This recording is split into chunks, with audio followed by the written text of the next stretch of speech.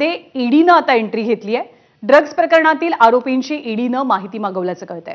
आरोपींच्या मालमत्तेची ईडी आता चौकशी करणार आहे। ड्रग्ज प्रकरणात ईडीनं पुणे पोलिसांना एक पत्र पाठवलंय। पुणे पोलिसांकडून आरोपींच्या मालमत्तेचा तपास करायलाही आता सुरुवात होतीये। त्यामुळे इंटरनॅशनल ड्रग्ज रॅकेट प्रकरणी आता ईडीची सुद्धा एंट्री झाली आहे। पुणे पोलिसांच्या गुन्हे शाखेनं जवळपास 3.5 कोटींचं ड्रग्ज गेल्या काही दिवसात जप्त केलंय।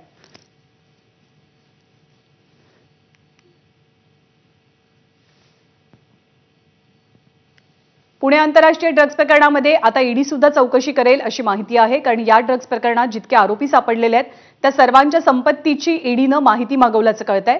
मालमत्तेची माहिती पुणे पोलिसांकडून मागवण्यात आली आहे। पुणे पोलिसांना याविषयीचे एक पत्र ईडीकडून धाडण्यात आलंय। पुणे पोलिसांनी आरोपींच्या मालमत्तेचा तपास करायला आता सुरुवात केली आहे। मिकी घई आपल्या सोबत आहेत। मिकी, अगदी थोडक्यात ईडीची एंट्री कशी होतीये?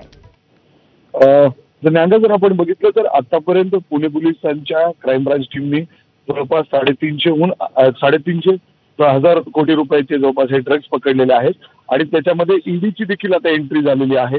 एवढा मोठा साठा आणि एवढी मोठी रक्कम आणि त्याचबरोबर हवाल्यातून हे पैसा आंतरराष्ट्रीय म्हणजे अर्थात इतर देशातून भारतात येत होता आणि त्यामुळेच ईडीची एंट्री यामध्ये झालेली आहे।